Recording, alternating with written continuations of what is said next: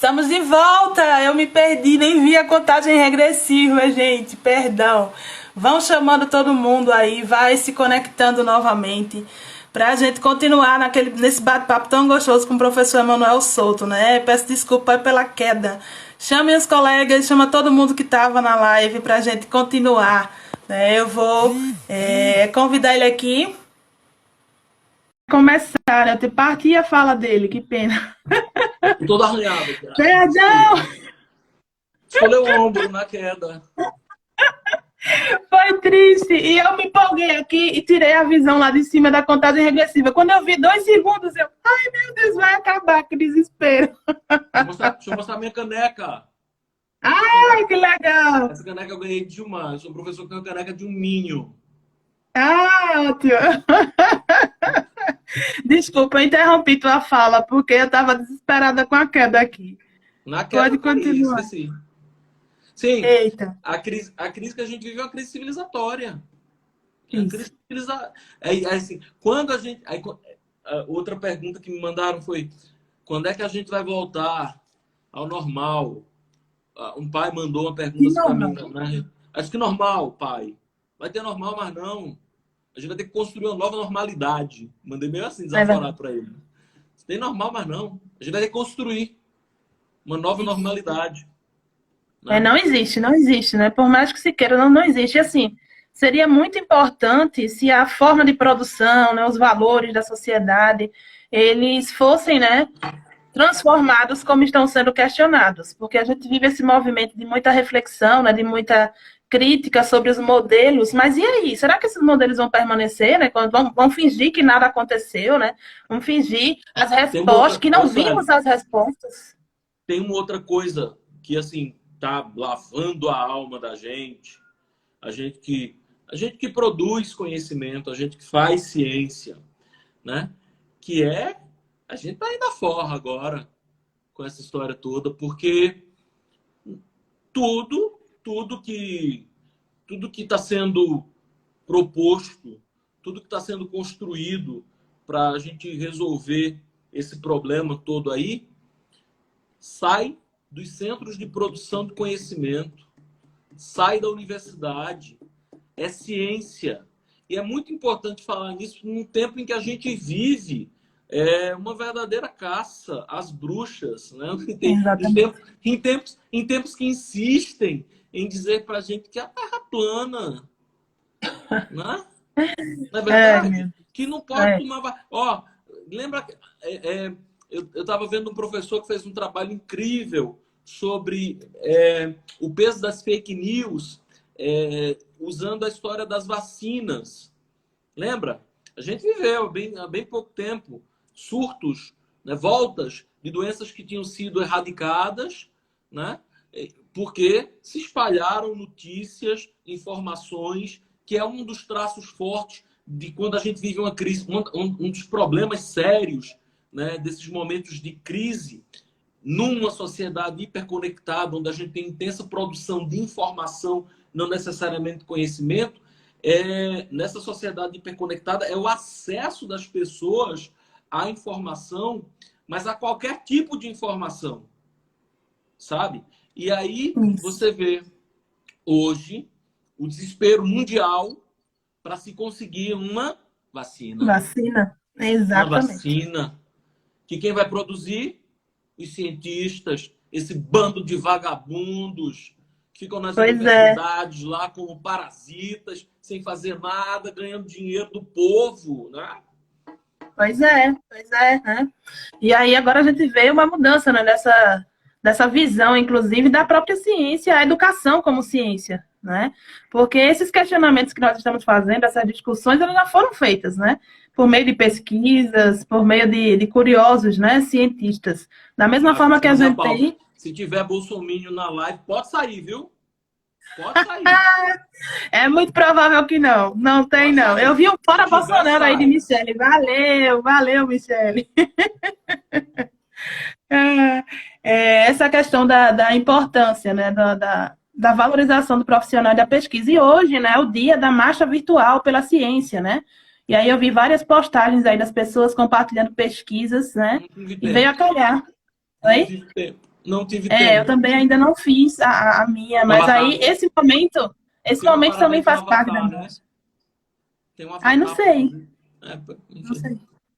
Não sei de Avatar, não. Eu sei das hashtags que estão rolando aí, dos grupos, das pós-graduação da universidade, enfim. Mas a gente também está fazendo ciência, a nossa marcha hoje aqui, né, levantando a nossa bandeira pela educação. Boa. Então, vamos lá. Ainda tem mais curiosidades aqui, mais perguntas para fazer. Com relação a essa formação de professores que a gente já bateu tanto, né, nessa tecla aí, nos aspectos, né, que precisam ser repensados, nos caminhos que precisam ser repensados, né?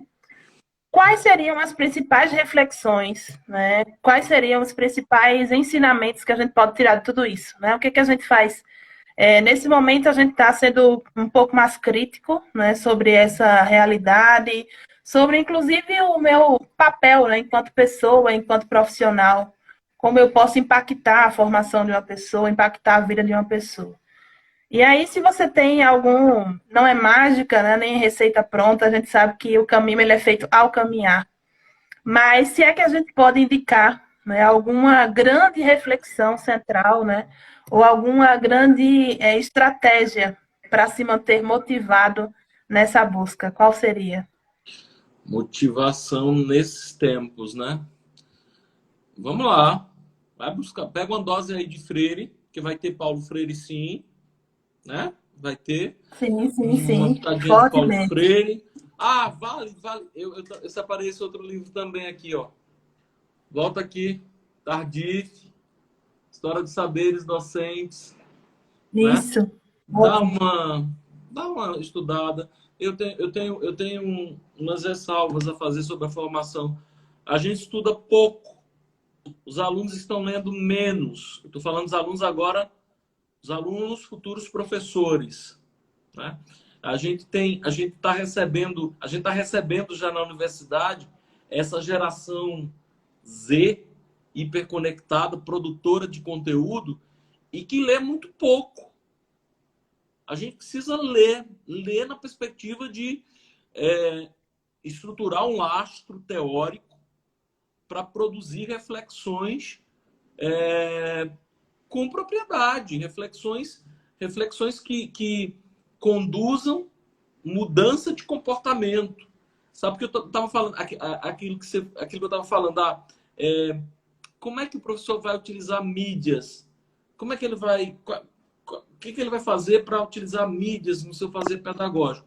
Primeiro, ele tem que estudar, né? Ele tem que se Isso. apropriar, ele tem que saber, né? Ele tem que entender, né, das alternativas metodológicas, ele tem que compreender que a centralidade do processo está no aluno, que ele é o sujeito, que é para ele que a gente pensa. Ele tem que entender como esse sujeito, quem é esse sujeito, né? Quais são as demandas desse sujeito, né? E como eu, enquanto educador, enquanto professor, posso criar condições para o desenvolvimento das potencialidades daquele sujeito, certo?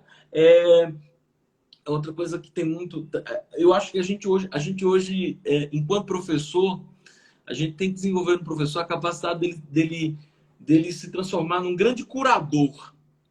Curador não é no sentido de curador, não, é de curador. Aquela figura que consegue filtrar as informações, consegue extrair canais interessantes para pesquisa, sabe? Aquela figura que vai apresentar para o aluno novas possibilidades para que ele possa desenvolver-se enquanto sujeito. E aí entender que esse desenvolver-se enquanto sujeito, isso tem tudo a ver com formação. Isso tem tudo a ver com a formação docente, né? Esse desenvolver-se enquanto sujeito é um desenvolver-se numa perspectiva mais ampliada, né? Desenvolvimento do potencial cognitivo daquele sujeito, mas o desenvolvimento da capacidade daquele sujeito de se relacionar com o outro, o desenvolvimento da capacidade daquele sujeito de produzir coisas interessantes, de desenvolver sua capacidade interventora, sabe? Diz assim, ó, você vai sair daqui para ser um sujeito melhor, mas não adianta você ser um sujeito melhor sendo apenas um sujeito melhor para você. Você tem que sair daqui para ser um sujeito melhor, com potencial para transformar o que está aí fora. A realidade, a sua realidade e a realidade do outro. E isso passa por uma formação crítico-reflexiva do professor. Sabe? Uma formação com leitura, com ampliação da visão de mundo desse professor, né? Com conexão com a prática, com a escola, com a comunidade e com o que a gente tem de mais efervescente, que é esse mundo tecnológico. Exatamente. Essa questão da formação e da ausência de leitura, né? Eu acho que se lê pouco e quando se lê não se ressignifica, né? E aí aquela aprendizagem ela não é significativa e as pessoas elas tratam a leitura, não, porque o professor indicou na disciplina, então eu tenho que ler rapidamente só para responder determinada questão e não aproveitam os momentos formativos, né? Como deveriam ou como poderiam, né? Eu vou abrir um parênteses, vou mandar um beijo para a dona Jaci, eu vi um coraçãozinho vindo aí. Tá online, conectadíssimo. Grande abraço, né? E aí pensar essa formação, né? E pensar esse sujeito formativo como um agente também de transformação. A gente vive dizendo que o estudante ele não é uma tábula rasa, ele não é uma folha em branco, né? Ele não é um espaço vazio, mas a gente acaba tratando ele como um espaço vazio no dia a dia, né? Muitas vezes se esquece que ele tem algo a oferecer, né? Que ele traz essa bagagem também formativa e que isso influencia no processo de construção do conhecimento. Muito. Quando a gente fala no desenvolvimento de competências socioemocionais, não é o que a escola vai estimular esse estudante a desenvolver, né? Mas também o que ele já traz, né? Das suas emoções. A gente vê uma geração que tem sérios problemas de autoconfiança, né? De relações. Isso, né? E eles trazem tudo isso muito forte, a questão da depressão, né? A questão do vazio existencial, muitas vezes. E, logicamente, que tudo isso está imerso e está contribuindo, né, para o processo formativo desse sujeito, na escola e fora da escola. Então, que a gente possa romper esses muros e trabalhar na perspectiva da formação integral, como você já destacou também, né? Deixa eu ler aqui o que a Joyce está colocando. Uma professora de uma escola famosa privada não conseguiu dar aula à distância e saiu da aula quase chorando. Os alunos que ajudaram na parte tecnológica, no outro dia a aula foi perfeita, né? E aí eu vou pedir para você comentar também isso, mas vou trazer um relato também de vários colegas, né, que já chegaram e disseram com todas as letras que estavam se sentindo menores, né? Frágeis e até inseguros na sua prática enquanto docente, porque não estavam conseguindo atender essas demandas da internet e do uso dessas ferramentas. Então, realmente, como é que a gente pode ajudar esses profissionais, né, a não se sentirem assim?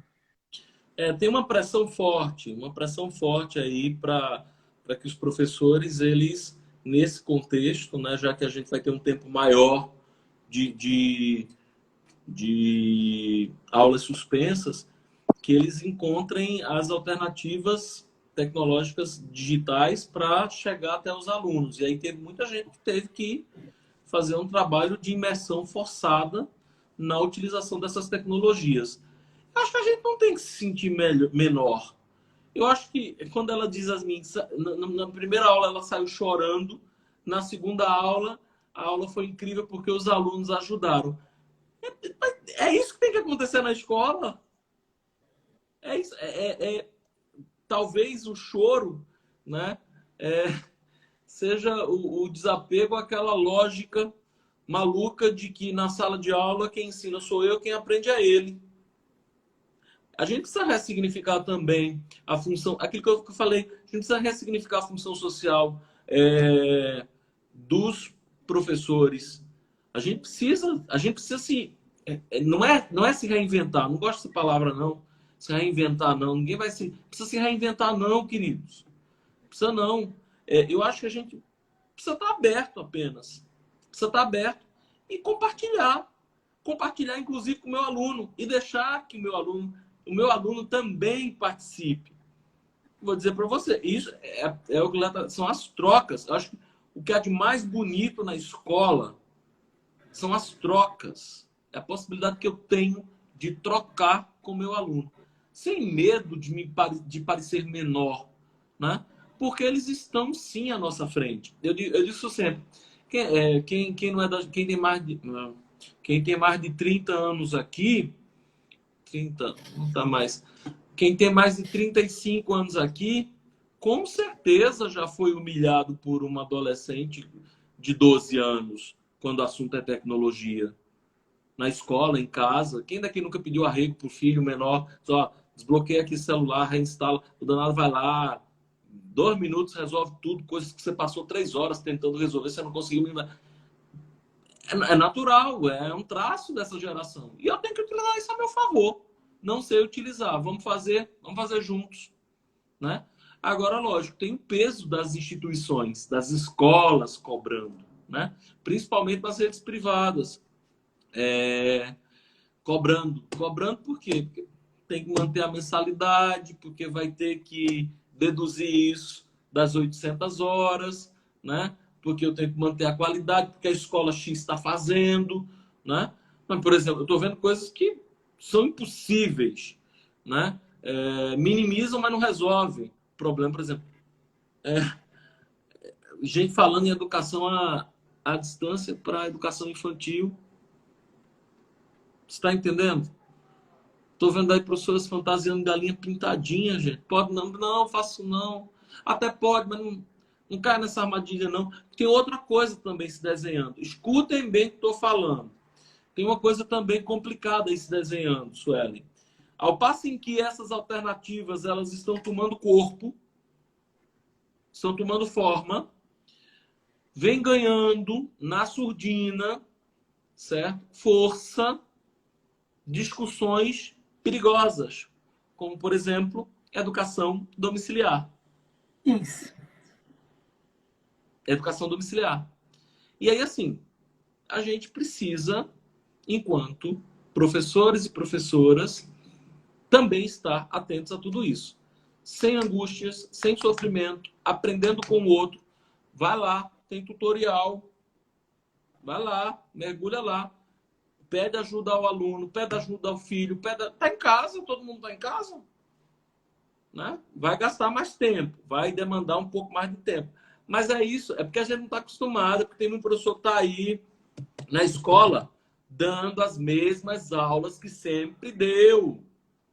Também tem esse outro lado, né? Isso está dando uma sacudida na gente, né? Ele só quer importar as práticas, né? Ele quer pegar as práticas que fazia lá no dia a dia e colocar aqui no ambiente Vai virtual, mas não se rolar? aplica. Não vai De rolar, jeito nenhum. né? De jeito nenhum. Um outro cuidado, né, além dessa questão do ensino domiciliar que você coloca também, é a difusão de que a ferramenta EAD, né, o ensino remoto emergencial, ela vem para ser universal. E a gente sabe que não. A gente tem que levar em consideração o tempo de aprendizagem, a cognição, principalmente quando está falando de educação infantil, né? Ele não aprende só os conteúdos, ele aprende com o outro, ele aprende no espaço, ele aprende na troca, né?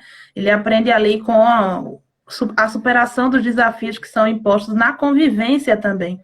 Então, que a gente não caia, né, nem no extremo de demonizar, nem no outro extremo de romantizar, e que sejamos críticos nesse processo, para que as ferramentas elas não sejam utilizadas para atender, né, intencionalidades e ideologias de muitos que estão aí querendo tornar a educação, principalmente, mais um produto, né, para quem pode acessar e afastar as pessoas que não têm condições, que não têm acesso ou que não estão conseguindo produzir conhecimento.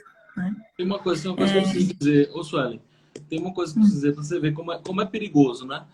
O que as redes estão fazendo, que muitas escolas estão fazendo, são atividades remotas. Eu estou falando nisso porque teve um professor que, quando a gente começou a lançar essas atividades conectadas, né, vamos mandar as atividades conectadas, sabendo que a gente não ia atender todos os alunos. E aí algumas escolas também começaram, alguns gestores escolares começaram a dizer, não, vamos fazer as atividades conectadas, vamos fazer atividades, vamos chamar os professores para os professores produzirem as atividades e mandarem para os alunos. E teve um professor que saiu dizendo, não vou, a rede está me obrigando a fazer educação à distância. Nós não estamos fazendo educação à distância. Educação à distância, ela é uma modalidade de ensino. Tem especificidades, como educação especial, como educação no campo, enfim, como educação de jovens e adultos, né? Nós estamos fazendo atividades remotas para diminuir um pouco o impacto desse isolamento. É quase assim, Sueli, ó, é isso que tu bota na tua cabeça, no teu coração e dos colegas aí da escola. A gente está encontrando alternativas para a escola não sumir de vez da vida dos meninos de uma hora para outra. Você está entendendo? Eu acho que é isso aí que está acontecendo, né?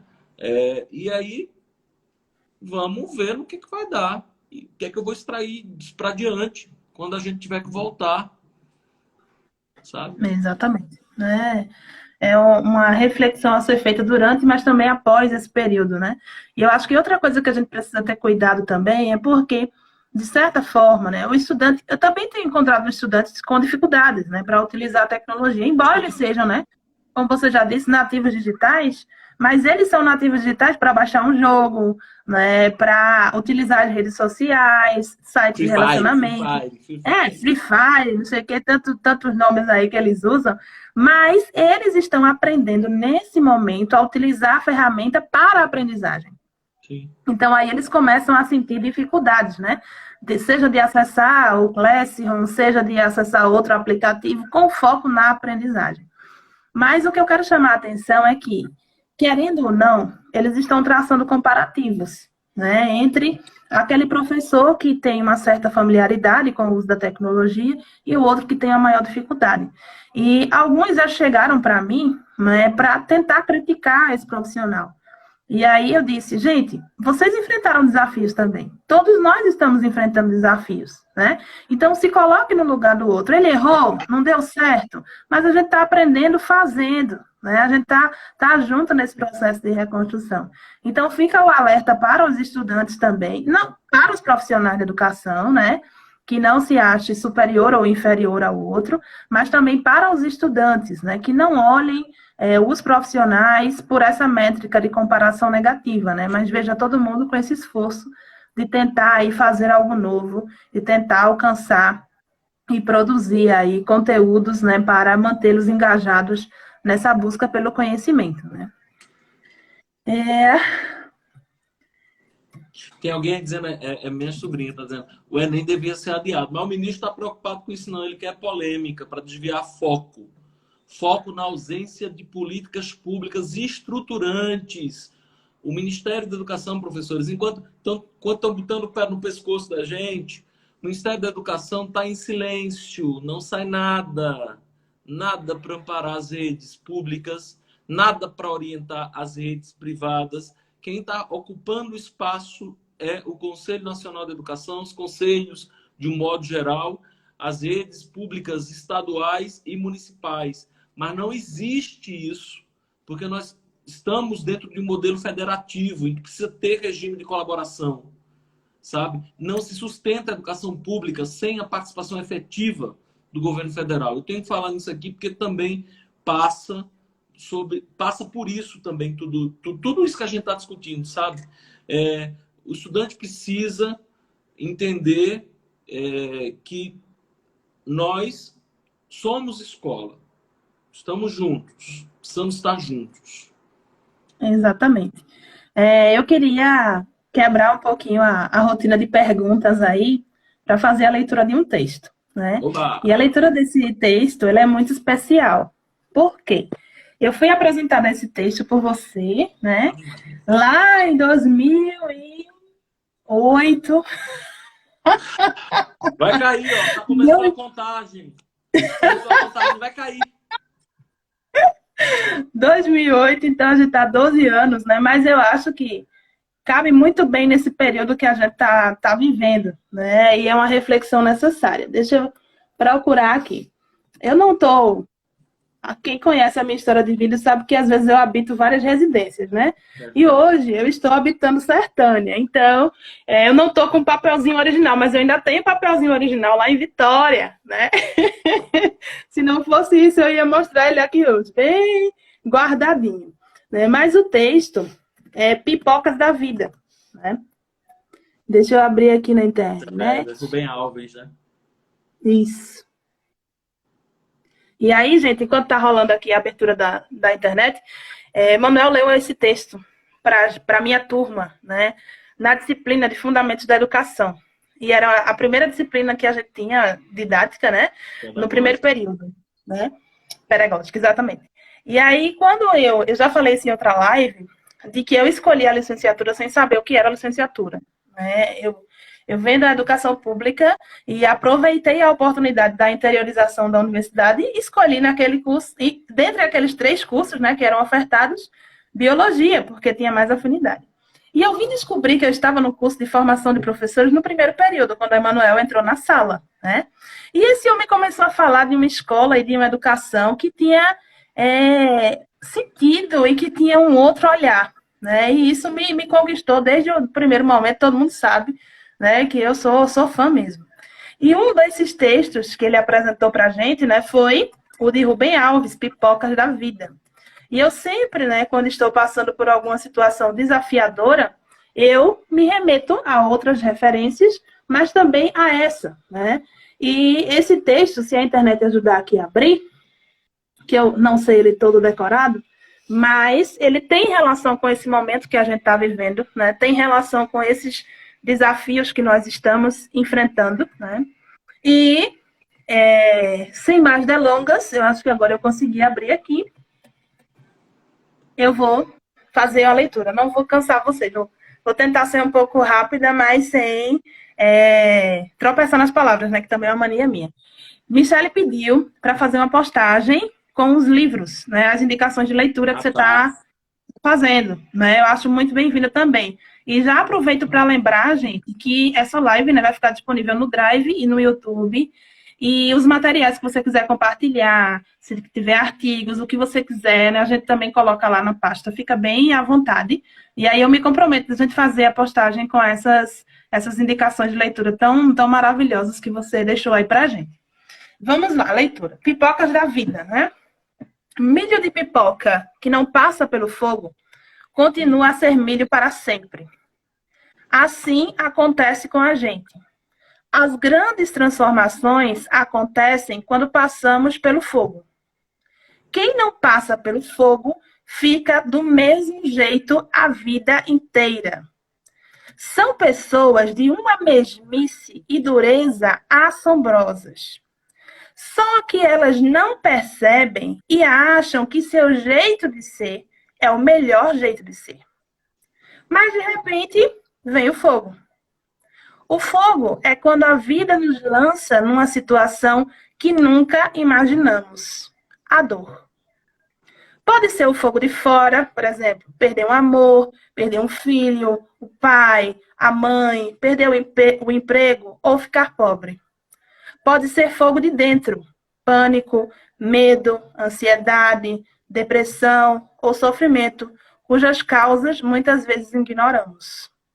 Há sempre o recurso do remédio, apagar o fogo. Sem fogo, o sofrimento diminui. Com isso, a possibilidade da grande transformação também. Imagino que a pobre pipoca, fechada dentro da panela, lá dentro cada vez mais quente, pensa que sua hora chegou. Vou morrer. Dentro de sua casca dura, fechada em si mesma, ela não pode imaginar um destino diferente para si. Não pode imaginar a transformação que está sendo preparada para ela. A pipoca não imagina aquilo de que ela é capaz. Aí, sem aviso prévio, pelo poder do fogo, a grande transformação acontece. Bum! E ela aparece como uma outra coisa completamente diferente. Algo que ela mesma nunca havia sonhado. Bom, mas ainda temos o piruá, que é um milho de pipoca que se recusa a estourar. São como aquelas pessoas que, por mais que o fogo esquente, se recusam a mudar. Elas acham que não pode existir coisa mais maravilhosa do que o jeito delas serem.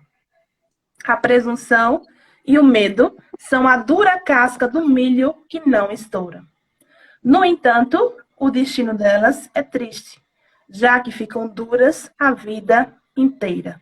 Não vão se transformar na flor branca, macia e nutritiva. Não vão dar alegria para ninguém. Rubem Alves. Sempre Rubem Alves, sempre.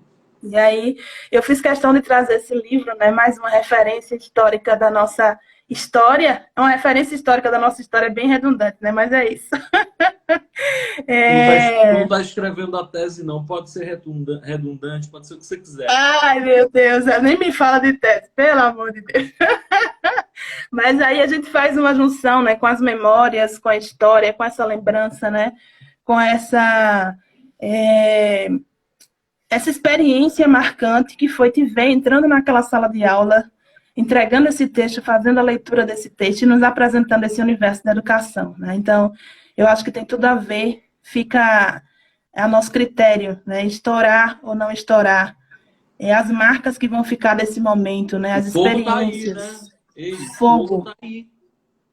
Queimando Exatamente. como nunca. Queimando como nunca. Queimando como Pois nunca. é. E aí eu só tenho a te agradecer, né, por todo o ensinamento que você nos traz, né? Esse olhar. Você tem me emprestado suas lentes para que eu possa também construir as minhas, né? Nada disso. Nada disso. Eu não empresto lente para ninguém. Ai, que As horror. lentes são minhas. Eu quero que você corra atrás das suas lentes, pelo amor de Deus. Eu roubei as suas. Mas é sério, né? Às vezes eu já me vi desesperada em algumas situações e você, com um novo olhar, né, me apontou caminhos diferentes e eu só tenho a agradecer, né? Agradeço também por esse nosso momento, né, tão importante de estar aqui dialogando. Eu me surpreendi positivamente, né, com o engajamento das pessoas, no momento em que todo mundo entendeu que a live era o melhor caminho de chegar ao outro. Eu tive essa ideia e fiquei um pouco receosa, né? Pensando que não ia haver engajamento, que os professores não iam estar nem aí para uma live, né? Mas foi o contrário. E as pessoas, elas abraçaram o projeto se tornou impactante, vamos dizer assim, né? E importante por conta de vocês, né? Esse projeto foi feito com vocês, com os nossos convidados, as nossas convidadas, e com cada um de vocês que nos acompanhou. Então, eu fico realmente muito grata por tudo que a gente viveu nesse período, né? O Wilton está perguntando quando é a próxima live, a gente não sabe, né? O projeto está chegando hoje a uma pausa, vamos dizer assim, né? Nessa primeira edição. Primeira edição. Isso, primeira edição, a gente está dando uma pausa, mas nós queremos retornar, sim, né? Para promover cada vez mais essa aproximação entre os professores. Fazendo uma referência, né, com esse porco-espinho que você trouxe aí do Karnal, a gente não precisa, gente, estar distante, né? A gente não precisa ver no outro um inimigo, ver no outro alguém que está competindo com você, não. Eu acho que a docência ela não precisa ser solitária, né? A gente precisa se amparar cada vez no outro e estar aberto à partilha. Aí eu deixo a palavra contigo, né? Se você quiser também fazer alguma leitura, alguma coisa, né? Nesse final, é seu. Eu só vou ficar aqui contemplando. Eu estava pensando, né, nas coisas. A gente tem tanta coisa para falar, tanta coisa para dizer. Também quando você sabe que eu relutei, né, participar. Eu tenho relutado, recebi alguns convites. Então, gente, todo mundo já está falando, tem muita gente falando sobre tudo, tem muita live. Eu nem canto, né? Eu nem sei declamar. Olha que dubla, você dubla. Eu dublo, é verdade. Eu só dublo, eu nem canto. E eu estava pensando, né? Numa coisa que eu queria deixar isso para as pessoas, que a gente não perdesse a capacidade, a nossa capacidade, a capacidade da gente se enxergar como pessoa, como sujeito, sabe, como cidadão desse mundo, assim, que a gente não perdesse. Quando ele fala do porco-espinho, ele fala da importância da solidão para a gente se conhecer, mas da importância de estar junto. O porco-espinho sabe que ele tem que respeitar o limite do outro e o seu limite para não se espetar, porque a gente fatalmente, escuta bem isso que eu estou falando, todos os professores, a escola é um lugar para a gente se espetar, nas relações. Se você vai passar 30 anos na escola, fatalmente você vai ter tensionamentos, você vai ter conflito.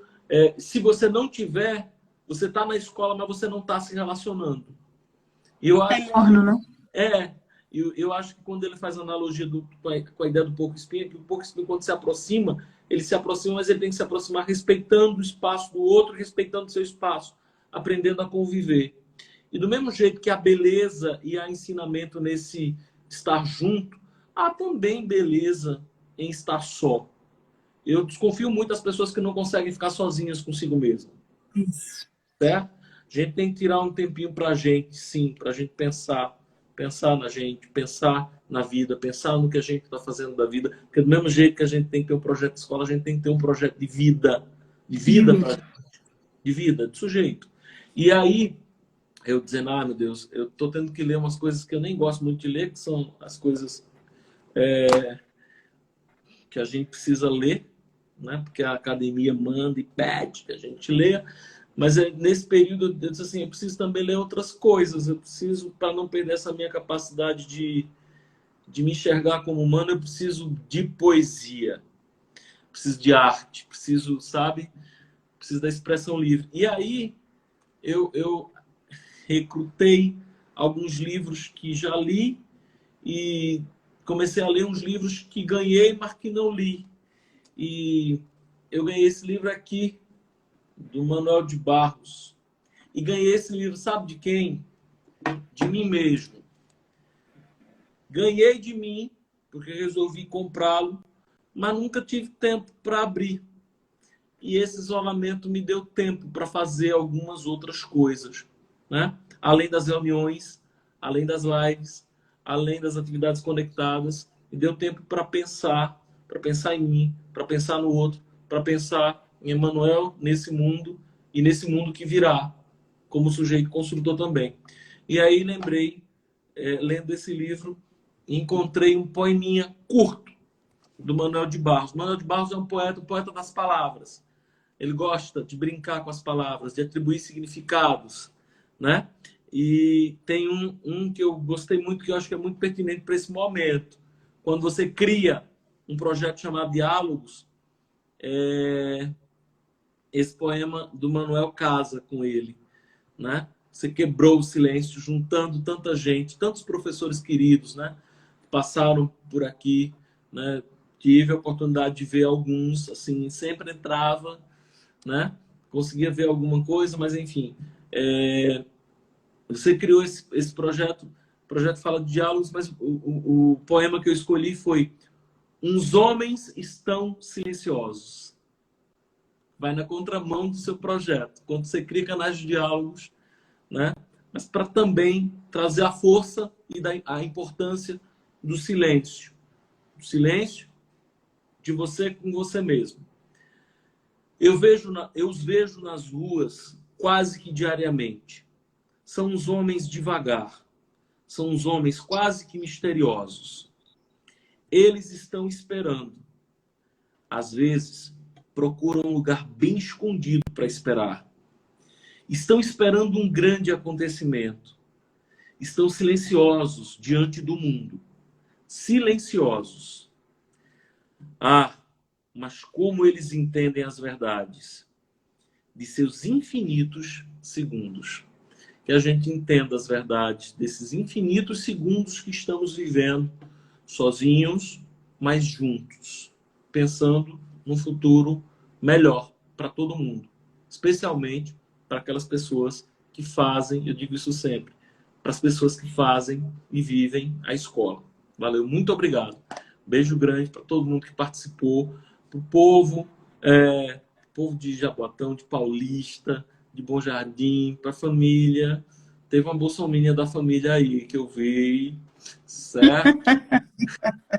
Está postando comigo. As queridas, os queridos professores, os amigos. Teve até amigo de faculdade que entrou, colega de faculdade. Viu? Beijo grande. Eu vi todo mundo mandando beijo, mandando abraço, a Dalberto mandou também, né? E muito obrigada, gente. Foi muito bom estar com vocês, né? E que fique esse gostinho, né? Saudoso do até breve, né? Meu agradecimento, né, a todo mundo que está aí assistindo, acompanhando. Anderson, a gente tá junto nessa luta pelo IF, viu? Tchau, mamãe. Muito bem. Tá. Beijo para sua mãe, Suelen, que você tá em Sertânia. Seu pai. Obrigada. Ela vai ficar doidinha. Inclusive, ela mandou alguns comentários aqui. Ela está conectada no Instagram. Tá. Tá bom, gente. Muito obrigada, Emanuel. Suelen, os ex-alunos, tem muito ex-aluno, muito professor também de outras redes. Muita gente do CAVEM, né? Dos municípios, dos estados, né? Todo mundo presente aí.